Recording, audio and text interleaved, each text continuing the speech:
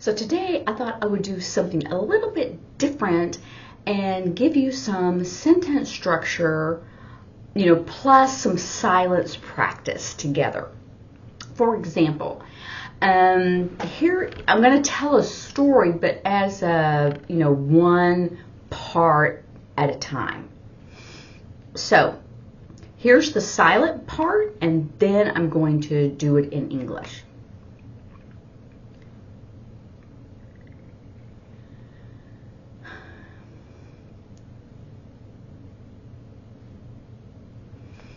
So that's part of it.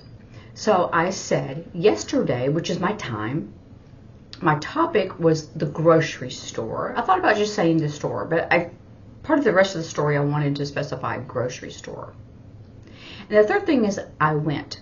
Now remember, everything is said in first person. So, but there is tense. So my very first sign yesterday gave you a tense of in the past, right? Yesterday, store, go. It's implied I don't have to say I go. So unless I'm talking about someone else, and if there's a mixed up story, then you might want to say I go. So you can do a couple of different things. So in English, you could say, I went to the store yesterday, right? Or you could say, yesterday I went to the store. But there's that past tense in there, went. So in ASL, you could say it that way, yesterday, grocery store, go, finish. That means I went, because I could have been planning to go, but with some other things going on, I had to drop off the kids, and then I had to go, and then I forgot or I didn't go. Yesterday I started out, grocery store, go, right? And then you could say, but, right? Or I'm planning. So in English, we would have said, yesterday, as I was driving to the grocery store, right? You could say it like that. So when you look at ASL, don't just see it as simplistic as it could be, because in English, you could be saying, yesterday I was going to the grocery store. And then you would finish. And maybe you went, maybe you did go, and maybe you didn't. So in ASL, finish is a completed action. So yesterday, grocery store, go, finish. I did go, I completed that action. I actually did go to the grocery store. I completed that.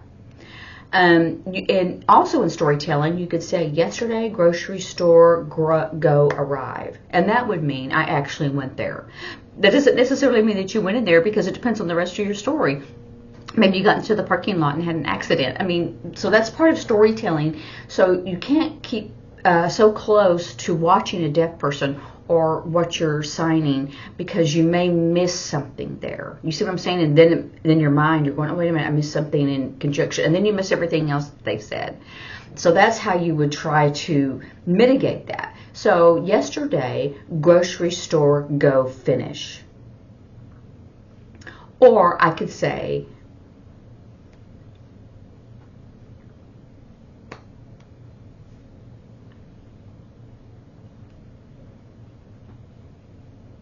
so this is my act of going to the grocery store and getting all these things in my buggy. Now, I'm telling it in this way because of the rest of my story. So sometimes people go, man, why am I? So if you're saying in English, going, yesterday I went to the yesterday I went to the grocery store, and I arrived and went in and got my buggy, and I started putting things in my buggy. But that's what you saw, right?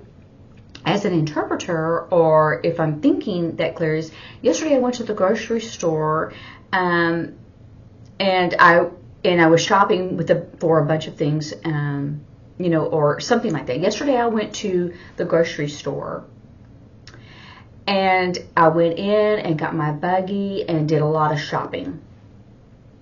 You don't have to, because the act of doing a lot of shopping, right? You do a lot of shopping. So let's finish my story. Or let's continue with my story.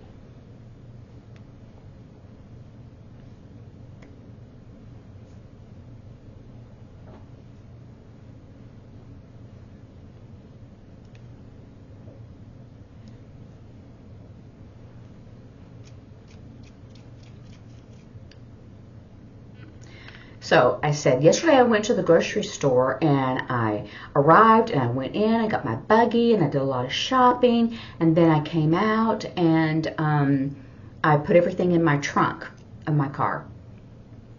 And this is significant to the story. So sometimes you may think, why are they telling me all this minute detail? But it's important when you find, and that's why it's nice to sit back and not interpret, so you can see what is the story, what is it that they're saying.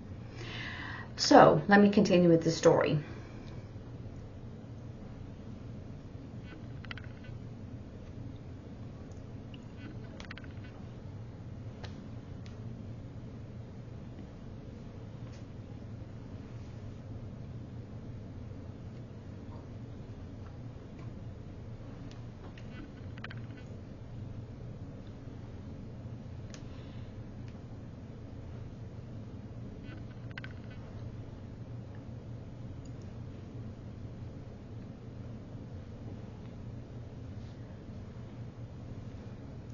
Okay, so I said, then I drove to the dry cleaners, and that is an old-fashioned of how they would press the clothes. That's a presser. I don't know if it looks different now, but that's where the sign came from. So we do this for laptop, a computer, but a presser is the dry cleaners. And then I said it was a drive-through. I didn't have to get out of my car. And I had my ticket. And I did first to roll it down, but I don't know if anybody has that anymore. So then I go, roll it down, right? You push the button and roll it down. And then I gave her my ticket. And then she got the clothes. And then in the back, she opened it up and she hung it up. And then she shut the door and said, bye. And I said, bye, thank you. Right? Okay, so let's continue with that story.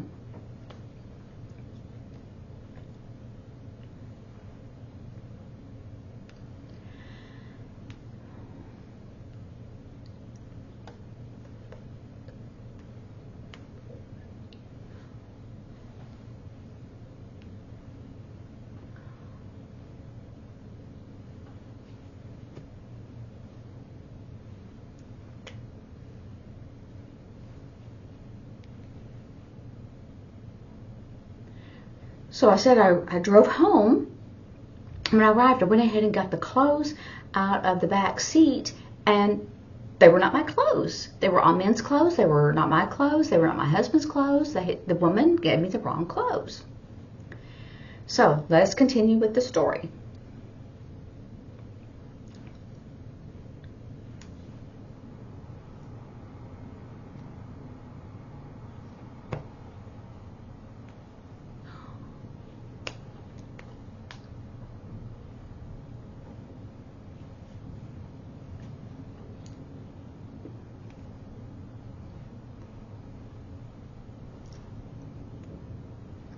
So then I said, oh my gosh, no, wrong clothes. I hope that the other person doesn't have my clothes. I need to hurry and get back to the dry cleaners. Oh, but I can't, darn, because I have to get my food out of the car first, because there's some that goes in the freezer and some that goes into the refrigerator. So I have to hurry and do that. Let's continue with the story.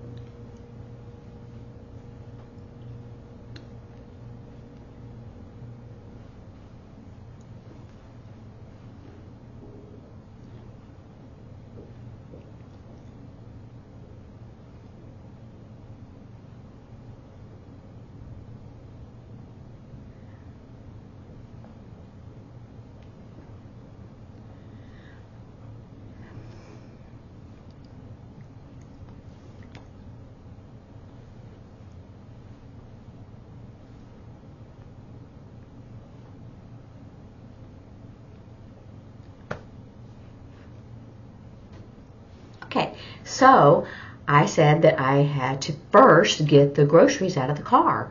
So I did the whole act of it, right? You open up the trunk, and then I put a bag here, here, here, and I put them all on my arm, right? And all on my arm here, and then I carry them like this, and I carry them into the house. And then I have to take them all off, right? And then I have to divide up what's refrigerator and what's freezer, because I'm in a hurry to go to the dry cleaners, because I don't want someone else picking up my clothes, and I want to return the clothes that were wrong, that were not mine. So I'm hurrying, so I divide it up, right? Refrigerator, freezer, and then I open it up and, kind of throwing stuff in there, right? That's what that whole action is. So I'm just kind of throwing it in there. And then I said that I finished that, and then I got back into the car and backed out, and I hurried to the dry cleaners and had the clothes, and they're wrong, and gave her my last name and told her what my clothes looked like. And then I waited and nervous and hoping she had my clothes, and sure enough, she did. She brought them out, and I said, "Oh, thank you." And then I left, right? So that's the story. I thought I would kind of divide it up and kind of explain it as you go. So when deaf people are telling you this story, you sit back and you watch it and you enjoy it, because you can see it, you can envision, right, of what really happened. But if you were trying to interpret that, you wouldn't go into the detail of, you would tell the story. You would say, yesterday I went to the grocery store and did a lot of shopping. And then I had to stop at the dry cleaners and get my clothes. But because it was a drive-through cleaners, I didn't have to get out. And so the employee just opened up the back of my car and hung it up, and off I went. I went home and I got those clothes out first, and I noticed that they were not mine. They were men's clothes. They were none of mine. So she gave me the wrong clothes. And I thought, oh no, I hope that she didn't give that person my clothes. Where are my clothes? And I needed to hurry back to the dry cleaners, but oh no, I remembered that I had all this food that needed to be put in the freezer and the refrigerator. So I had to stop and put all the bags on my arms all at one time and hurriedly carry it into the house, even though it was so heavy, and then take each bag off my arm and then divide up what needed to go into the freezer and the refrigerator first, and just throw that in there so I could hurry and get back into my car and drive over to or no, you don't even have to say back into my car, so I could hurry and get back to the dry cleaners to give those clothes, and hopefully they still have mine. And as I waited nervously to see if she did, sure enough she did. And I was able to get my clothes, and I was able to go home. And I didn't do that last part. But that's how you would interpret that, instead of what you saw, each little piece. Yesterday I a grocery store, go, finish, arrive, go into the store, get my buggy, and then I do my shopping. I get this and this and this into the aisle. You don't have to go into that detail, because you could say I did a lot of shopping. So you see what I'm saying? So you look at the concepts, you see what you're saying. Look, what is it that you're seeing, and how would you say that in English?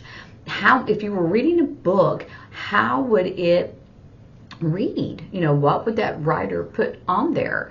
And if you were just telling it to a hearing person, because sometimes they don't like all that minute detail, but the minute detail is telling you a chunk of information, or it's giving you a phrase, or like, take my buggy and I'm going down each aisle, and I'm putting this in my buggy, and then putting this and this and then this and this, and I'm going down the next aisle. I did a lot of shopping. I had a full buggy, and I did do buggy, it was full. So, and I had a full basket, or whatever word you use for it is your grocery cart. It was full. So you're trying to say that you had a lot of groceries, but you don't have to say the minute detail, but you're seeing it. You understand what I'm trying to say? Is that you're telling this story, you're trying to visualize it as if you were there, or if it was a movie, and what that's doing. But when you put the words to it, it's a lot of words, right? But how would you just tell that person? You know, you would say, gosh, there's a lot of I did a lot of shopping. I needed to do a lot of shopping, and I had a full buggy, and I had all these grocery bags, you know, in my trunk, you know, that kind of thing. So try to think of it that way. Rewatch this and see the story parts, and then how you would break that down. How would you say it? What is it that you're seeing? And then how would you actually say that? And so that's where your mind wants to go. Or if you're with a deaf person and another hearing person, and they're going, what are they saying? They go, you know, they did a lot of shopping at the grocery store. They went to the grocery store yesterday, and they did a lot of shopping. And then they had to go to the dry cleaners, and they got the wrong clothes. But the whole point of telling about doing a lot of the grocery shopping was because you couldn't just turn around and go to the dry cleaners, that you needed to get all your food that needed to be in the refrigerator and the freezer. You needed to hurry and do that, and then go back to the dry cleaners.